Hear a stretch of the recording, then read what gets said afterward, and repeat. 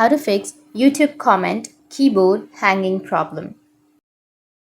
So if you want to fix the YouTube comment keyboard hanging problem, then what you need to do is just simply go with your Play Store, and under your Play Store just simply go and search with the keyboard that you are using. So in my case, I'm using the Gboard, which is Google board. And once you have the Gboard, you can simply go and update if you have any updates. You can tap on update and update the application. Once you've updated the Gboard, then your problem might be fixed. But if that still doesn't fix your problem, then again go with the App Store and go with search. And now you need to search for YouTube. So search for YouTube, and if you have any updates under your YouTube, you can go and update the YouTube application also.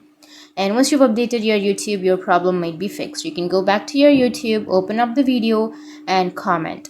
And you'll be able to comment on your YouTube without the keyboard hanging. So that's it, and if you have any questions, feel free to comment below. Thanks for watching.